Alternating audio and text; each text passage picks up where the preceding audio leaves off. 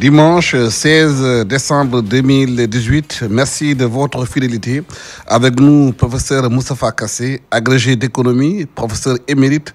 Il a publié plusieurs ouvrages sur l'économie. Le dernier s'intitule « Le secteur privé sénégalais, jambe faible de l'émergence entre entrepreneurs et entrepreneurs ». Khadim Bamba Diagne, docteur en économie, directeur de l'AREM, laboratoire pour la recherche économique et monétaire à l'UCAD. L'un de ses derniers livres s'intitule « Comment votent les Sénégalais ». Merci, monsieur, d'avoir accepté notre invitation.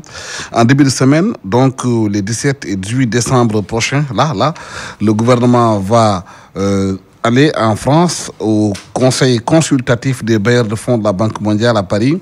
Il est à la recherche de plus de 2500 milliards de francs CFA pour la seconde phase du plan Sénégal émergent, plus précisément sur le volet plan d'action prioritaire. Mais avant cela, faisons le point ou le bilan de la première partie du PSE. Professeur Moustapha Kassé, quel bilan peut-on faire du PSE, de sa première phase, sur 10 000 milliards de francs CFA qu'on attendait du PSE et qui était annoncé? 6 000 ont été déjà injectés dans l'économie sénégalaise. Selon Mounir Ndiaye, dans son dernier livre sur le Sénégal, il dit que le taux de croissance de 7 à 6% au Sénégal ces taux de croissance n'ont pas été inclusifs, c'est-à-dire que les Sénégalais lambda restent encore pauvres. Vous partagez son idée? En partie, mais pas surtout. Pourquoi? Nous ne pouvons pas, dans une croissance, même inclusive, faire en sorte que tout le monde en bénéficie. Il faut être clair. La croissance doit d'abord rapporter à ceux qui ont été à sa base. C'est-à-dire, en fait, si vous privilégiez dans votre développement des secteurs entraînants qui peuvent absorber énormément de capitaux et qui peuvent avoir peut-être un impact limité, quoi qu'il arrive, ça ne profitera pas nécessairement à l'individu lambda.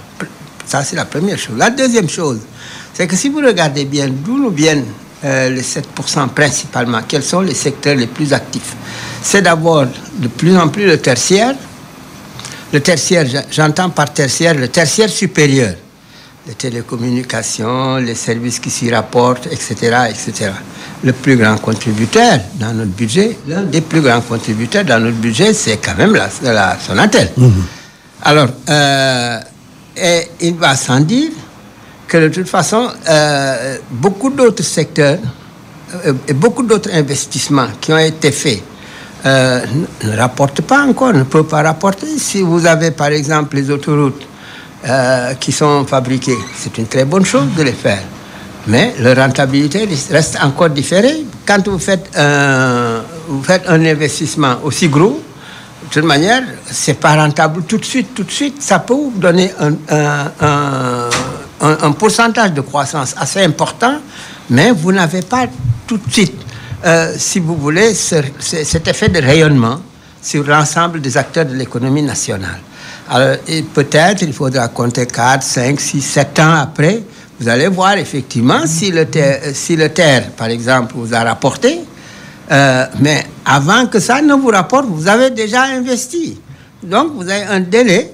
Une autoroute, c'est la même chose. Quand vous faites une autoroute, la première année, vous n'allez pas tout de suite récolter si vous voulez, les recettes attendues. Il faudra voir peut-être 5, 6, 7, 8 ans après pour que véritablement vous puissiez avoir des impacts plus importants. Bon, le deuxième foyer de la croissance, ça reste encore, si vous voulez, des foyers dominés principalement par les acteurs privés étrangers. Et je crois que c'est peut-être là où des efforts doivent être faits. C'est-à-dire faire en sorte que la croissance puisse être garantie par effectivement une meilleure implication du secteur privé. Le secteur privé, pourquoi le secteur privé? Parce que le secteur privé est créateur de richesse et en même temps il est créateur d'emplois. Mais à partir du moment où vous ne contribuez pas à sa modernisation et à son association dans le développement économique et social, il est difficile d'avoir effectivement une inclusivité dans votre développement. C'est là la limite principale. Oui, Khadim Bamba, le gouvernement dit qu'ils ont mis beaucoup d'argent dans la première phase du plan Sénégal émergent, surtout le plan d'action prioritaire. Mais le Sénégalais lambda, celui qui se trouve aujourd'hui peut-être à Fongolimbi, à Tambacounda, il dit qu'il reste toujours pauvre, lui. Merci beaucoup, Alassane. Bon, à tout seigneur, tout honneur, permettez-moi de saluer le professeur parce que j'ai eu la chance d'être un des derniers étudiants enseignés par le professeur parce qu'à la génération, je fais partie de la promotion 2007. Et il m'a encadré aussi en maîtrise sur l'économie du Sénégal dans le contexte de la mondialisation. Et c'est plus qu'un plaisir, c'est un honneur de discuter avec lui. Mais je devais assurer, il doit assurer le service après-vente. Laissez-moi parler en premier, après il corrige, hein, parce que je pense que... Alors, moi je pense que la croissance est un double processus. Il y a l'aspect quantitatif, à savoir les dimensions qui augmentent. Aujourd'hui, quand on voit le taux de croissance qui tourne autour de 6%, c'est une chose extraordinaire, c'est intéressante. Et depuis 3 ans, 4 ans, on est dans cette dynamique-là. Mais aussi, il y a un processus qualitatif. C'est-à-dire, est-ce que les structures changent? Alors, comme l'a dit le professeur tout à l'heure, quelle est la structure de la croissance économique au Sénégal? Où se trouvent les Sénégalais? Et quand vous regardez la structure de la croissance économique, la contribution, comme l'a dit le professeur, du secteur tertiaire est extrêmement importante. Surtout les services financiers et les services de télécommunications. Ça, c'est un. Deuxièmement, dans le PSE, le PSE a travaillé sur 3 axes. Dans le premier axe, il y avait la transformation structurelle. Moi, je pense que si on se limitait seulement sur la croissance, on pouvait applaudir, oui, vous avez atteint l'objectif. Mais si on respecte les axes du PSE, on voit que la transformation structurelle, jusqu'à présent, il n'y a absolument rien encore de très clair. Alors, pourquoi cette transformation structurelle-là n'a pas encore produit de résultats? Est-ce que nous avons le capital humain que nous devons avoir? C'est une chose. Est-ce que aussi il y a l'environnement des affaires qui facilite que les entreprises puissent s'en sortir? Est-ce que l'électricité aussi, le coût de l'électricité? Je pense qu'il y a des facteurs qui sont extrêmement importants et la productivité même des facteurs au Sénégal, la productivité du travail. Je pense que si on se compare avec des pays à revenus intermédiaires, on est en deçà. Je ne veux pas dire que les Sénégalais ne travaillent pas, mais je pense qu'ils doivent encore mieux travailler pour pouvoir être compétitifs. Alors, pour le deuxième axe, qui me semble être aussi important, à savoir... et si nous restons même sur le premier axe, parce que dans le PSE, l'objectif, c'était en 2023 de multiplier les exportations par 3. Aujourd'hui, les exportations entre 2012 et 2016 sont passées de 1400 milliards à 1600 milliards. Il n'y a que 200 milliards de plus. Ce qui veut dire quoi? Il sera extrêmement difficile d'atteindre l'objectif de multiplier l'exportation par 3. Et en plus, quels sont les produits que nous exportons? Parce que nous n'exportons pas des produits sophistiqués. D'habitude, nous exportons des produits primaires. Et quand on exporte des produits primaires, on vend aussi du travail. Parce que je dis souvent, quand vous vendez même le chinois l'arachide, le chinois décortique l'arachide, c'est du travail. Transforme l'arachide. Après, parfois même, nous importons les produits que nous avons vendus. Alors, à chaque fois que vous exportez un produit primaire, tu as vendu du travail. À chaque fois que vous importez un produit fini, tu as acheté du travail. Donc, l'objectif, c'est d'essayer de mettre sur le marché des biens exportés, mais des biens qui ont quelque part un certain degré de sophistication. Et pour moi, tant qu'on ne valorise pas les produits que nous exportons aussi, on aura du mal à atteindre cet objectif-là. Et l'industrialisation aussi des produits manufacturés aussi. Donc, je pense que le professeur a fait des travaux extrêmement intéressants sur ça. Je pense que le ventre mou de notre croissance, c'est le secteur secondaire. Parce que le secteur secondaire, jusqu'à présent, tourne autour de 20-21%. Et donc, quelque part, moi, j'attends toujours d'année en année, ça n'évolue pas. Je dis que dernièrement, l'État a accepté que c'est le secteur secondaire qui ne marche pas. Et tant que le secteur secondaire ne marche pas, je ne sais pas comment on va créer des emplois, comment on va augmenter la richesse, ainsi de suite. Je pense que le problème fondamental, c'est sûr.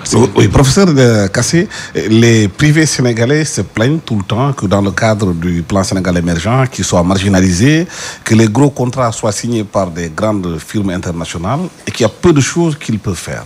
Est-ce que la responsabilité, c'est à leur niveau ou c'est au niveau de l'État du Sénégal? Oui, moi je suis... Vous savez, quand on parle de transformation structurelle, un peu je me marre. Pourquoi? Je me marre parce que, en fait, voilà un concept qu'on utilise. Tout le monde l'utilise. Les bailleurs de fonds l'ont tellement popularisé, mais il n'y a pas de contenu. Je n'ai pas vu dans les travaux, ni académiques, ni dans les travaux de techniciens, une approche véritablement scientifique des transformations structurelles. On en parle, mais on ne l'étudie pas. Ça, c'est le premier problème. Le deuxième problème, c'est que il y a eu un de mes collègues en Côte d'Ivoire qui a fait un travail extraordinaire sur les transformations structurelles.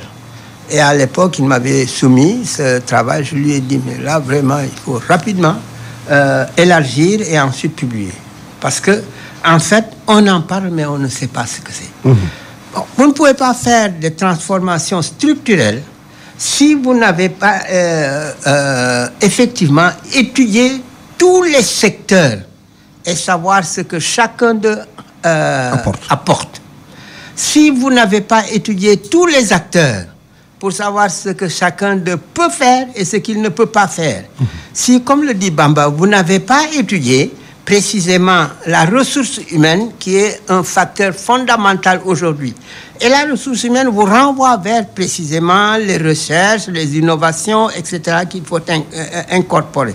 C'est quand vous... Et en même temps, si vous ne connaissez pas effectivement l'organisation sociale de votre pays. Justement, je voudrais qu'on insiste un peu sur les ressources humaines. Est-ce qu'aujourd'hui, au moment où nous sommes, vous pensez que les ressources humaines de ces pays sont capables de prendre en charge l'économie de ces pays et de la transformer? Mais oui, mais c'est possible. C'est absolument possible. Comment s'il faut réformer les universités? Complètement. Il faut réformer les universités à telle enseigne que l'université ne vive plus en vase clos. L'université vit en vase clos. Vous prenez les grands campus, ça fonctionne 12 mois sur 12.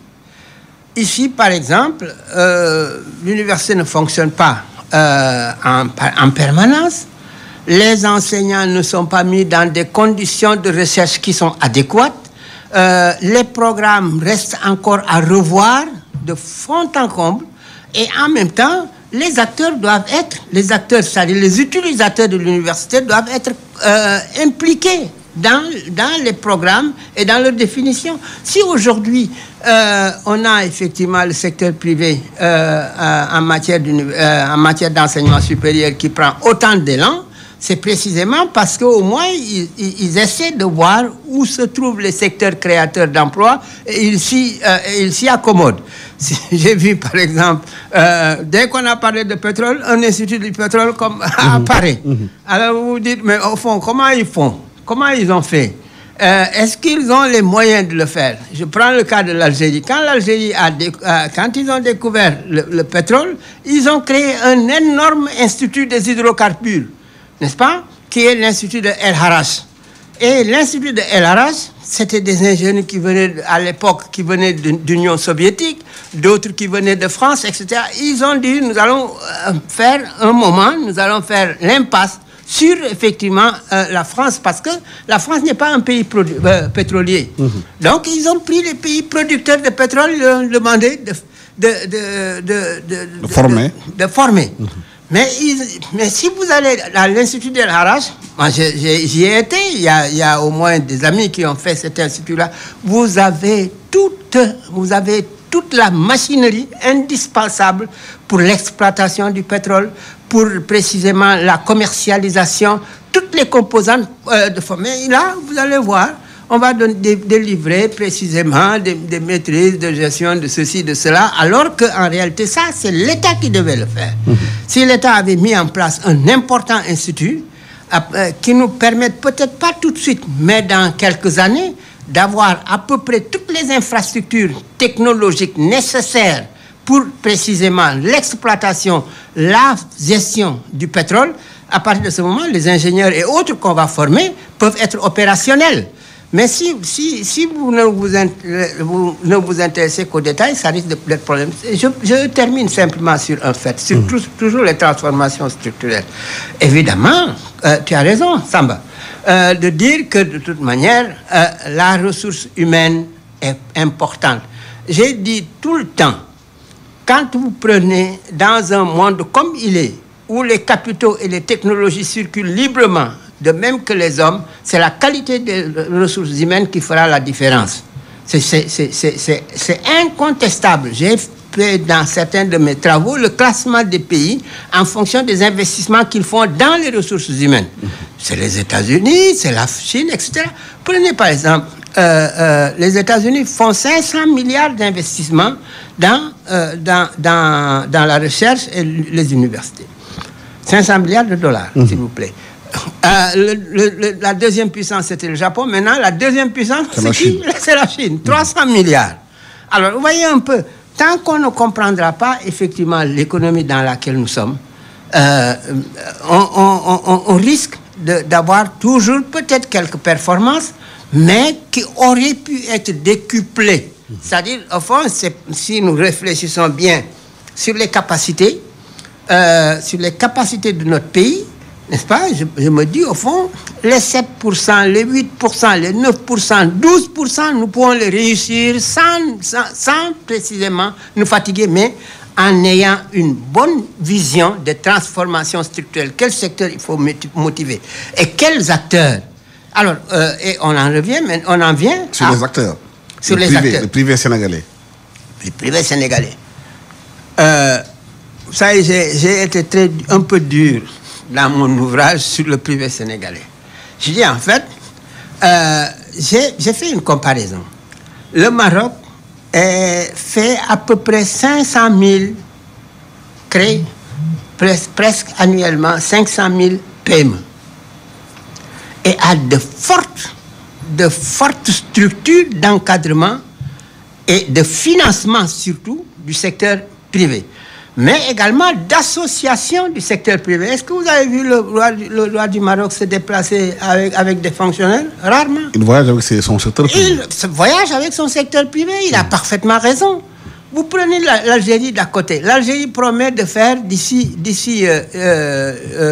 2020, 2030, ils promettent de créer 2 millions de PME. Mais là-bas, c'est que l'État est mais présent. Bien entendu, l'État... Est-ce qu'au Sénégal, l'État du Sénégal accompagne le secteur privé ou pas? Mais oui, mais insuffisamment, accompagne insuffisamment. Il y a une double faute. Il y a une faute de l'État, il y a une faute du secteur privé. C'est pourquoi d'ailleurs je dis le secteur privé entre entreprenants et entrepreneurs. Mais il faut qu'on sorte de du premier qualificatif entreprenant pour aller dans le second, c'est-à-dire la création des capitaines d'industrie. Alors, c'est pourquoi je pense que ça aussi, c'est l'État qui... c'est à l'État de le faire. L'État ne peut pas ne pas s'impliquer, mais fortement dans l'appui au secteur privé. L'appui au secteur privé, c'est quoi? C'est d'abord la préférence nationale. Elle est importante. Mais quand je le disais à un moment donné, les gens me riaient au nez. Non, la mondialisation, il n'y a pas de préférence nationale. C'est quelqu'un qui va vous le rappeler. C'est le président des États-Unis qui va le rappeler en disant maintenant nous-mêmes, America First. Après le discours de Villepin. Et aujourd'hui, tous les pays développés développent la préférence nationale. La préférence nationale, c'est deux choses. C'est d'abord de mettre en avant son secteur privé, de l'accompagner à telle enseigne qu'il puisse être compétitif, qu'il ait les moyens de sa compétition. et qu'il ait le moyen de gagner des marchés à l'extérieur. Mais ça, c'est très important. C'est à l'État de le faire.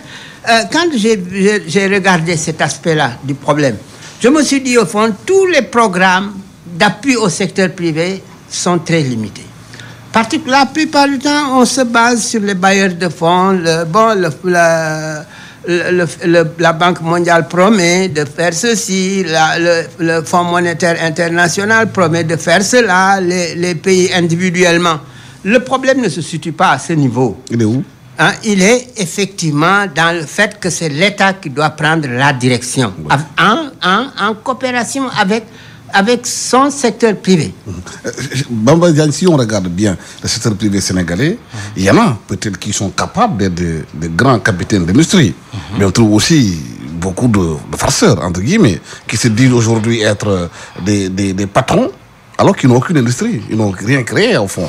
Est-ce qu'il n'y a pas une duperie dans tout ça? Mais en fait, l'aspect politique, c'est l'aspect politique quelque part qui impacte négativement sur l'entreprise au Sénégal. Et la deuxième chose qui impacte négativement, c'est au Sénégal, vous voyez que les hommes d'affaires, les capitaines d'industrie, en fait, veulent contrôler 100% de l'industrie, de l'entreprise. Vous savez qu'une entreprise, pour qu'elle soit nationale, il faudra quelque part donner une partie même de l'entreprise aux Sénégalais. C'est-à-dire que l'entreprise soit cotée en bourse. Parce qu'une fois que l'entreprise est cotée en bourse, elle devient une maison de verre. Cela veut dire quoi? Cela veut dire que l'entreprise publie ses résultats, tout le monde connaît son chiffre d'affaires, son bénéfice, voilà, pas de faux bilan, tout est clair. Et que les Sénégalais puissent comprendre que si j'achète ce téléphone-là, Alassane gagne en tant que chef d'entreprise X, mais moi aussi je gagne en tant qu'actionnaire. Mais au Sénégal, vous voyez quelqu'un, moi je fais pas des gens qui pensent que s'il y a quelqu'un qui a une entreprise et que toute l'entreprise l'appartient, même les travailleurs n'ont pas d'action dans cette entreprise-là, mais pourquoi je dois me battre pour que l'autre gagne plus? Non, ça n'a pas de sens. Il faudra qu'il y ait quelque part une redistribution des ressources. Et la redistribution des ressources, c'est quelque part, vous voyez le président américain, tous les présidents viennent avec des entreprises, mais ce sont des entreprises de Wall Street, de CAC 40, des entreprises où les Américains sont actionnaires. À chaque fois que ça marche pour l'entreprise, ça marche pour une bonne partie des Américains. Mais au Sénégal, vous voyez des hommes qui contrôlent parfois une filière ou bien toute l'entreprise les appartient. Il y a des gens qui travaillent continuellement dans cette entreprise-là, mais n'ont que leur salaire. Je pense qu'il faudra qu'on redéfinisse comment on doit structurer les entreprises. Et ça, c'est une réforme que l'État doit apporter dans la construction et la mise en place des entreprises. J'aurai un exemple. Il y a au niveau de la BRVM 45 entreprises cotées en bourse. Presque, il n'y a que 3 entreprises sénégalaises. Sonatel, BOA et Total. Cela veut dire que ce sont ces 3 entreprises-là qui sont les maisons de verre. Tout est clair. Mais toutes les autres entreprises au Sénégal, il y a des entreprises qui devaient entrer en bourse. Mais pourquoi ces entreprises ne le font pas? Parce que dans l'axe 3 même du pays, la gouvernance, parfois ça pose problème. Parce que parfois certaines accointances avec l'État peuvent justifier que vous ne payez pas vos impôts normalement, vous négociez. Quand dans un pays, les hommes d'affaires cherchent à maximiser leur plaisir et à minimiser leur peine. Alors, si l'homme d'affaires sait qu'en cherchant des links avec l'homme politique, cela peut jouer sur le niveau d'impôt payé, mais tous les hommes d'affaires maintenant font la politique. Tous les hommes d'affaires s'organisent pour payer moins d'impôts. Et quelque part, maintenant, la population ne se sent pas liée à l'entreprise parce qu'en réalité, elle n'a rien à gagner. C'est entre l'homme d'affaires, c'est entre l'homme politique. Maintenant, dans un pays qui marche, on doit créer une classe moyenne. La classe moyenne, c'est une classe qui gagne en investissant, en achetant des actions dans les entreprises, mais aussi en gagnant, en utilisant un produit qui, au moins, si vous l'achetez, vous gagnez aussi quelque chose comme dividende. Mais au Sénégal, l'organisation des systèmes entrepreneuriaux, c'est parfois des entreprises familiales ou unipersonnelles. Quelqu'un gagne. Mais est-ce que c'est la faute de l'État ou bien c'est la faute des entrepreneurs eux-mêmes? L'État a une responsabilité parce que la Côte d'Ivoire ne peut pas avoir 38 entreprises cotées en bourse. Nous n'en avons que 3. Quelle est la politique de l'État pour pousser les entreprises à être dans une maison de verre? C'est-à-dire que tout est clair. On sait ce que l'entreprise X gagne en termes de bénéfices et qu'est-ce que l'État va prendre en termes d'IS et qu'est-ce que les actionnaires vont prendre en termes de dividendes. Mais il n'y a absolument rien de tout cela. Et il y a des entreprises, personne ne peut savoir combien ces entreprises-là gagnent. Les banques qui sont au Sénégal, toutes les banques étaient cotées en bourse, mais les Sénégalais vont se sentir actionnaires et défendre ces entreprises-là. C'est-à-dire que les entreprises n'ont pas le soutien de leur population parce que les populations ne se sentent pas être gagnants de ces entreprises-là. Mais qui doit poursuivre faire ces réformes? Est-ce que c'est l'État qui doit réformer pour que les entreprises sénégalaises soient beaucoup plus transparentes, qu'elles puissent être cotées à la bourse et que les populations puissent prendre des actions? Ou bien est-ce que c'est les entrepreneurs? Ou bien est-ce qu'on a plus d'entrepreneurs que d'entrepreneurs? Merci bien, Samba. Mais Bamba a raison. Mais il faut aller un peu plus loin. Oui. Un peu plus loin. Allons-y. Dans un des chapitres de mon ouvrage, j'ai dit ceci. Les organisations patronales du secteur moderne sont nombreuses, mais elles sont faibles, elles sont désunies. Il faut les rendre unifiées pour être un interlocuteur incontournable à la fois des pouvoirs publics et des syndicats de travailleurs. Mais le patronat sénégalais a mis en place le club des investisseurs et le syndicat des industriels. Mais ça, c'est pas encore... C'est pas au Sénégal de mettre en place. C'est aux entrepreneurs. Eux-mêmes, ils ont mis en place le club des investisseurs. Voilà, exactement. Et c'est à l'État de les soutenir. De les soutenir. Je donne 2 exemples. Prenez par exemple le syndicat patronal marocain. Ils ont un bulletin d'information. Ils sont aussi informés que l'État sur la marche de l'économie. Quand l'État prend un certain nombre de décisions qui ne les avantagent pas, ils montent au créneau.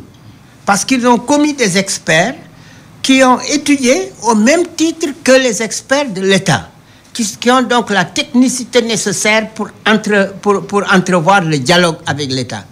Vous prenez l'Algérie. Il y a la fédération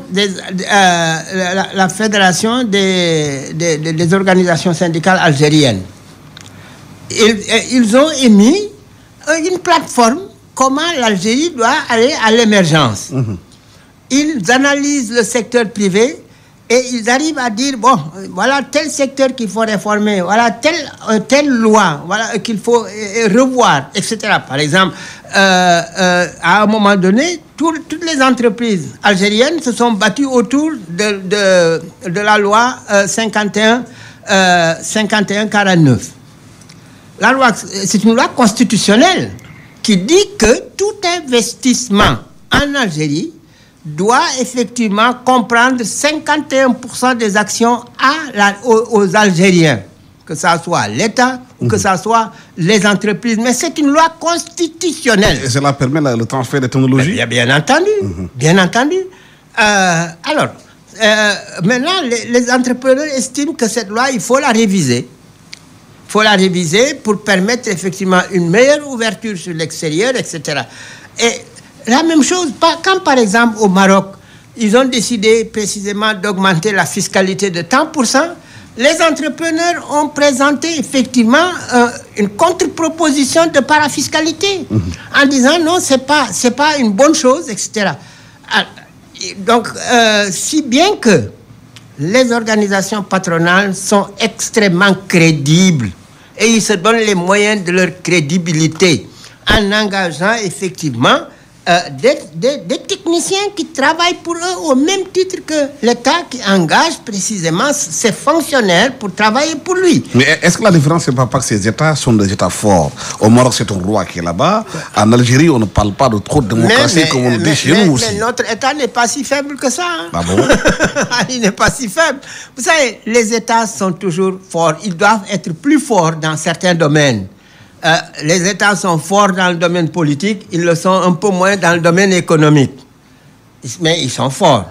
Aujourd'hui, si vous voulez manifester, on vous dira, vous n'avez pas obligation de manifester, on vous l'interdit. C'est normal, c'est un processus de contrôle.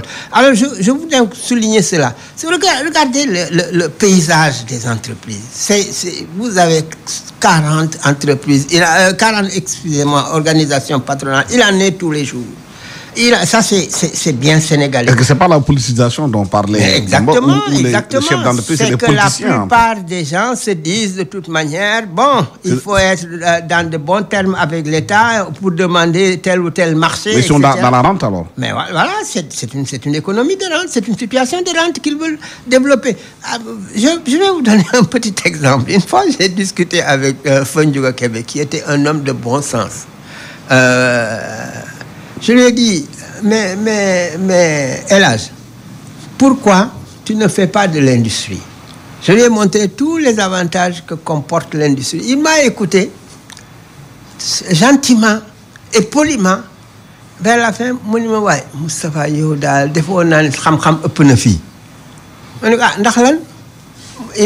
dit donc, je pensais que vous êtes plus intelligent que ça. Je lui ai dit, mais Elhadj, moi, j'ai constaté que, etc. Il me dit, moi, ce que je sais faire, je le fais.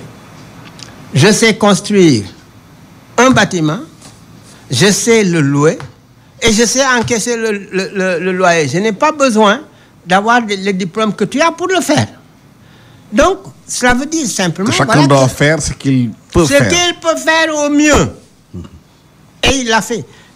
Mais aujourd'hui, si vous regardez les grandes fortunes, moi j'ai évalué les grandes fortunes, j'en suis arrivé à presque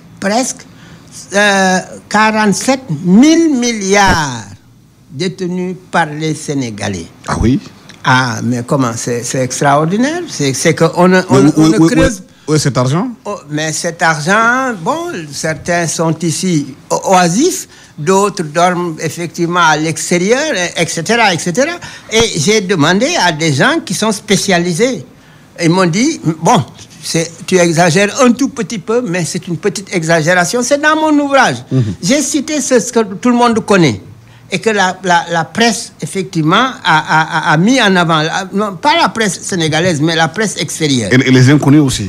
Et les inconnus. Non, j'ai même dit, il y a un petit paragraphe que j'ai développé en disant, bon, je n'ose pas mettre les milliardaires de la fonction publique, parce que c'est un peu les dénoncer. Mais cependant, quand je dis qu'il y a assez d'argent dans ce pays, mais c'est pour des raisons comme cela. Mais si l'argent existe et qu'il est mal utilisé, parce que les entreprises aussi ne se sentent pas confiants, mais il faut mettre les entreprises en confiance, leur permettre effectivement de dire qu'ils peuvent gagner de l'argent sans effectivement entorse. Oui. Vous vous souvenez de la phrase de Bizot? Enrichissez-vous. Si nous sommes convaincus que le secteur privé doit effectivement être une composante essentielle de notre développement, il faut leur permettre d'être transparents, comme dit Bamba, mais il faut leur permettre de gagner de l'argent, parce qu'ici, quand vous gagnez de l'argent, l'impôt va vous dire, ah oui, vous avez fait ça, etc., etc.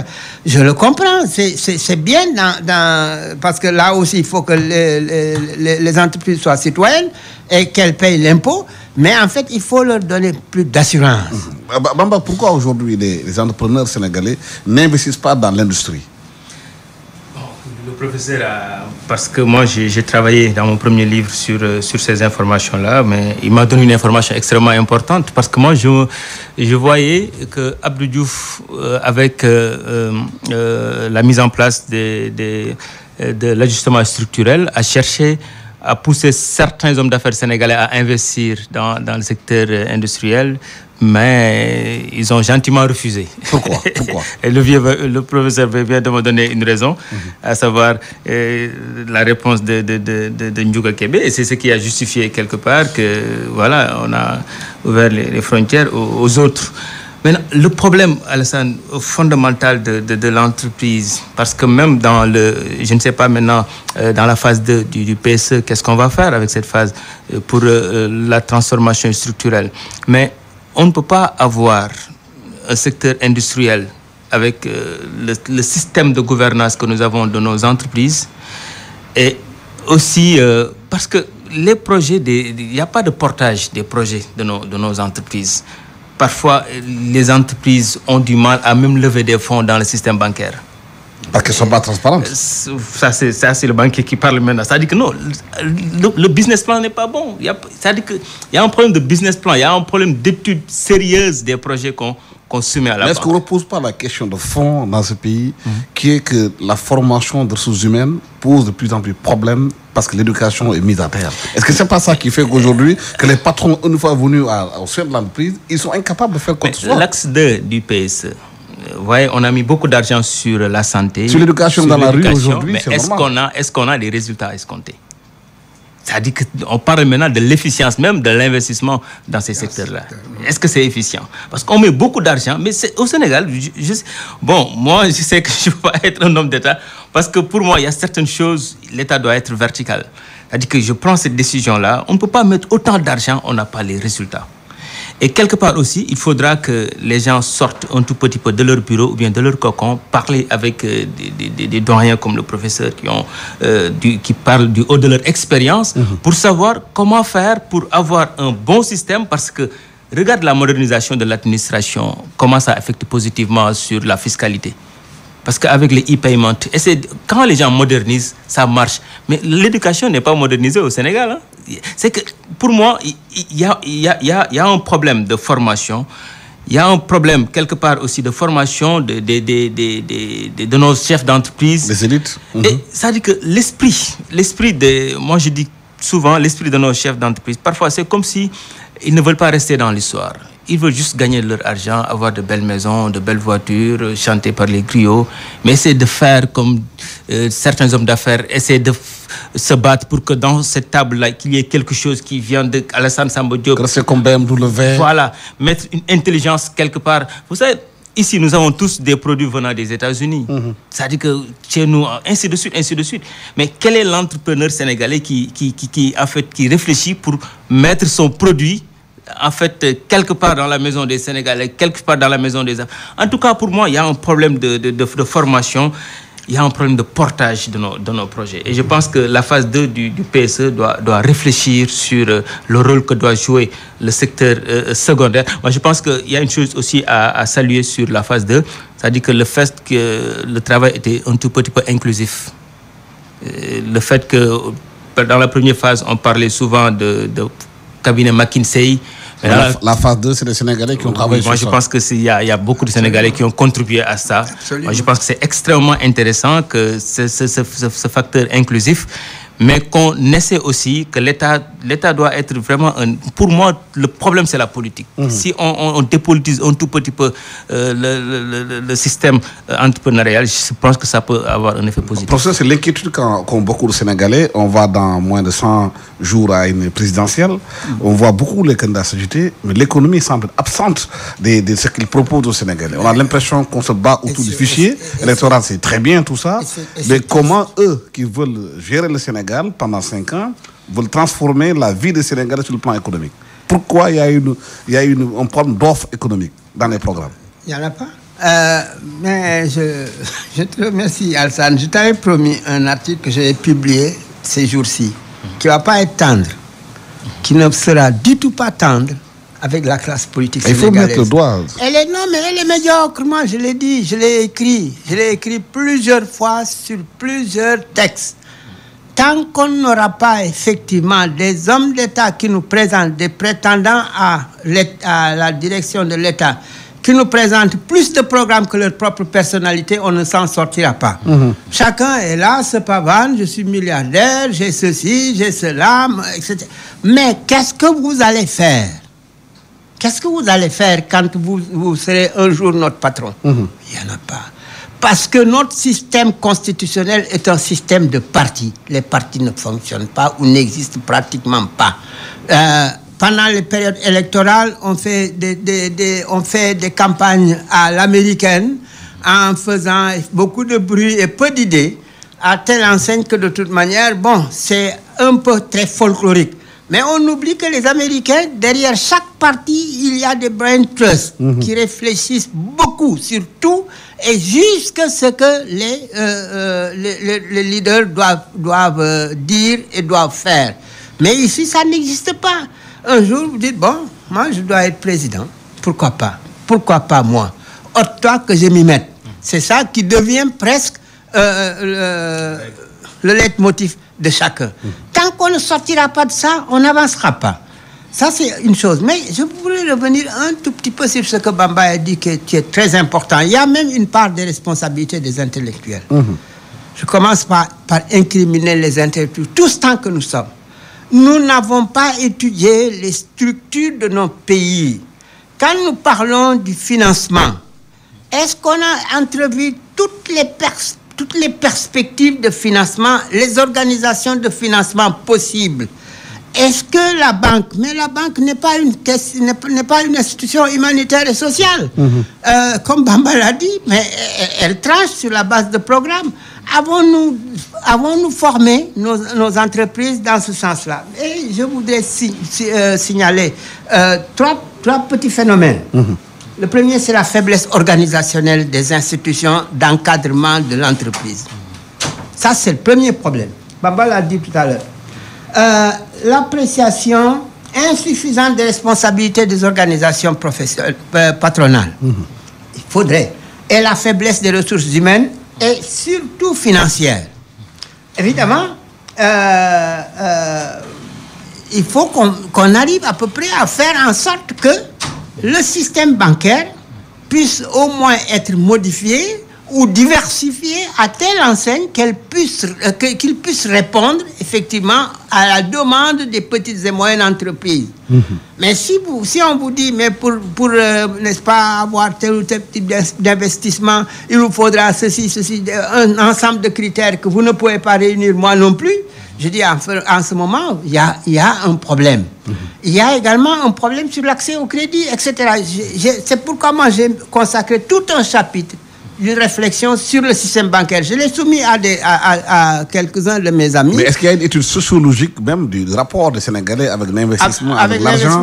Et s'ils gagnent l'argent, comment ils doivent le faire? Pas du tout. Et pour que l'État puisse aller, ou bien la réflexion puisse aller là-bas pour justement faire investir. Du tout. Ça, c'est notre faute. C'est pas la faute de l'État, c'est notre faute. Les intellectuels doivent s'investir, ils sont payés pour ça, doivent faire des recherches, etc. Parfois, les gens me disent, oh oui, vous savez, mais on n'a pas les moyens de ceci. On a toutes les excuses pour dire qu'on n'étudie pas telle ou telle chose. On préfère le plus facile. Quand on regarde précisément les thèses que nos étudiants présentent, on leur demande précisément dans la littérature, dans la revue de la littérature, de citer le maximum possible de références extérieures. Ah oui? Références extérieures. Mais oui. Sinon, vous n'êtes pas docteur. Et s'il pas Coach Barma et les autres? Mais oui, à côté, vous allez voir que ce que M. Kassé a écrit, ou ce que Adama Diaw a écrit, ou ce que Seydina Babacar a écrit, non, ça ne les intéresse pas. Ce qui les intéresse, c'est une ribambelle de citations d'ouvrages qu'ils n'ont pas lus. Mais ça, c'est pas la conséquence de la colonisation, ça? Non, c'est la conséquence de nous-mêmes. Nous n'avons pas pu faire les ruptures nécessaires. Absolument. Parce que ça, je dis, reprochons-nous. Nous aimons bien critiquer l'État, mais critiquons-nous d'abord, pour dire que nous ne posons pas. Et je termine sur cet autre aspect. En fait, la création d'entreprises ne se décrète pas. Ça ne se décrète pas. Elle se favorise. Il faut chercher ce qui favorise l'État. Et on ajoute là. Dire que nous allons créer 500 entreprises ou 1000 entreprises, c'est très bien. C'est un vœu pieux si effectivement on ne met pas en place les conditions qui permettent effectivement une telle création. Donc, donner plus de possibilités à l'entreprise. C'est pourquoi je termine d'ailleurs mon livre en disant l'émergence réussira si effectivement nous avons le binôme État-secteur privé. Vous vous rappelez, c'était avec toi. J'ai été le premier à lancer les salves contre la première forme. C'était avec toi. Absolument. La première forme qui m'a valu beaucoup de critiques à l'époque. J'avais dit, l'émergence, c'est un petit bout de papier. Oui. De toute manière, élaboré par, effectivement, des gens à l'extérieur qui n'ont aucune prise. Mais maintenant, de la réalité du pays. De la réalité du pays. C'était avec toi. Absolument. Alors, à l'époque, mon vieux, les salves sont venus de partout. J'ai dit non, moi, je n'ai rien contre que l'extérieur nous dicte un certain nombre de choses. Peut-être même le président a raison. Il veut aller à l'extérieur il faut qu'ils cherchent effectivement une institution crédible qui puisse, que les bailleurs de fonds puissent crédibiliser pour présenter son projet. Mais après, comme l'a dit Bamba, ça s'est amélioré. J'ai changé de position. J'ai dit, mais on est en train d'améliorer l'émergence. Et c'est très bien ainsi.